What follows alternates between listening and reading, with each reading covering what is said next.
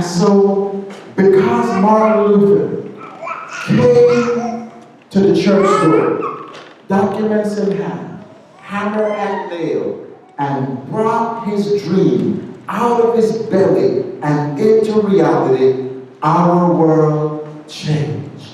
And now we can all hear Paul for ourselves say to us, study to show yourself approved unto God, a workman that has no need to be ashamed, because he, the study, rightly discerns, divides, understands the word of truth. And the world will never be the same again, because nobody can tell me God said something if God didn't say it in his word, and I can check it myself. The world's changed because one man had one little dream, and he took it and he nailed it to the church door.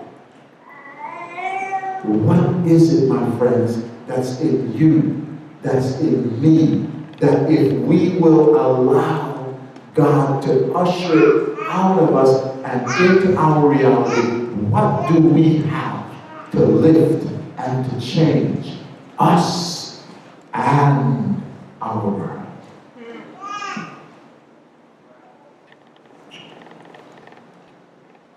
Jay-Z, stuck in the destructive cycle of selling drugs, is powered up and out by a dream to make music. Raised by a single mother in the slums of New York, and every day he sees all the people he knows either selling or using. But inside of him, there was something that kept calling him. And when he obeyed that thing and made his music, it put him in a totally different stratosphere. What do you have to offer the world? Because if you give it, you will benefit and the world will be changed and lifted. 45 years ago, restate, 45 years before, a little black boy born to a single mother on welfare. 45 years before America went to the polls and a majority of voters put an X by the name Barack Obama. 45 short years before that happened, you and I had to use bathrooms for blacks only. You and I couldn't shop in certain stores. You and I couldn't live in certain neighborhoods. You and I couldn't work on certain jobs. You and I couldn't vote unless we passed a literacy test that people that didn't look like us didn't have to take. 45 years before the majority of American voters put their X for Barack Obama, we were in every way second-class citizens. If we tried to go to certain universities, they put dogs on us and they beat us down with high-powered water cannons. 45 years after that, a black man born to a single mother in welfare sits in the White House. What caused this phenomenon that is so great in so short a space of time? Because a young black preacher stood up and said, I have a dream today. And his dream was a dream of love and equality. And now today, I'm a veteran, my brother's a veteran. We share a day of honor with all veterans. All the presidents of the United States share a day with all presidents. They call it President's Day. They call it Veterans Day. All of the people that's ever worked, we get Labor Day. But one cat, one gentleman, one fellow, one little black preacher, one little black Baptist preacher gets his own day. He gets what even presidents don't get. They have to share a day.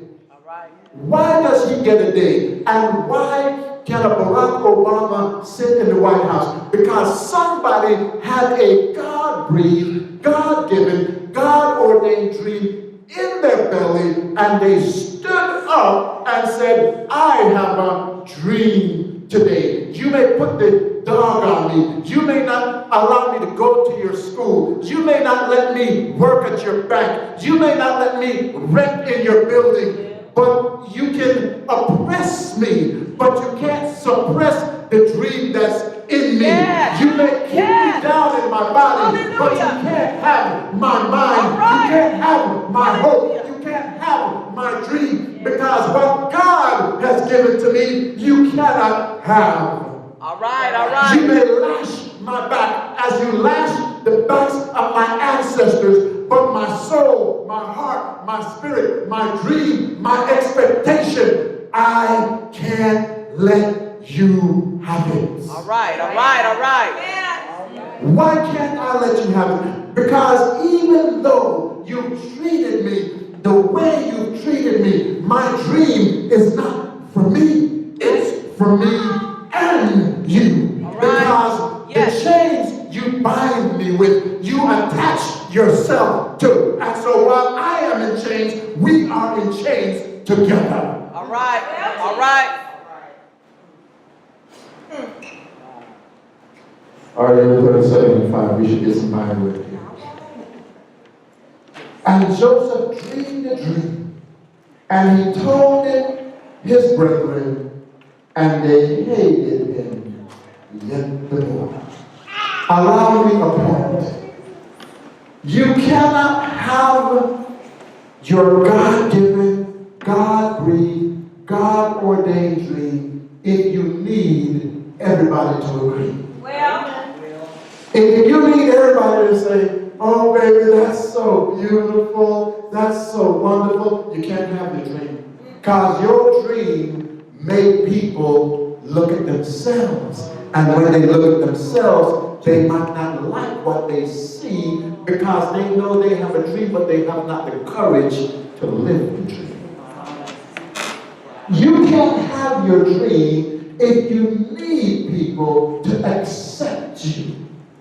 Because your dream makes you unique. The Bible says that we are a peculiar people, a royal priesthood, a chosen generation. Chosen for what? Chosen for your dream. Yes. That your dream might come up and out and change the world. Just as Martin Luther changed the world when he nailed that thing to the church door. Just like Martin Luther King changed the world when he said, I have a dream today that my black kids and your white kids and your Latino kids, that all of our children will be judged not by the color of their skin, but by the content of their character. What's my character? It's that thing in me that makes me me. It's that thing in me that you can't judge by your rules and your barriers and your limitations. And so Joseph spoke his dream, and his brothers hated him because they didn't understand how he could be just like them and yet be nothing like them. Because while they had no hope, he had only hope. While they had no faith, he had only faith. While they had low self-esteem, he had ridiculous, crazy self-esteem. He was so crazy, he said to his mom and dad, I was dreaming last night and I saw you bowing to me. And when you start talking about standing tall and being great, people start to feel threatened. Let me give you a clucking analogy that you might relate to. You see, chickens hate eagles because eagles remind chickens that they are chickens. Just like our birds are birds, our people are people. Right. But some birds are eagles, and some birds are chickens. And some people are eagles. Our people can be eagles. But some people choose to be chickens. All right. And so when you are surrounded by people that have made a commitment to mediocrity, to just like that. So when you are surrounded by people who are committed to being mediocre, to being chickens, to being victims. See, a chicken is just waiting to be fried. That's all a chicken is waiting for. There's no way a chicken is better than when it's fried. A chicken is at its best with a little seasoned salt. That's when a chicken is at its best. Serve for someone else's pleasure. Serve for someone else's enjoyment. Food for someone else's sustenance. You don't cook no eagle, baby. He's not having it. You can hot that fat all you want. You ain't getting no eagle in there. And so, when you are surrounded by people that's waiting for life to happen to them, and you come in to make life happen, they become pregnant.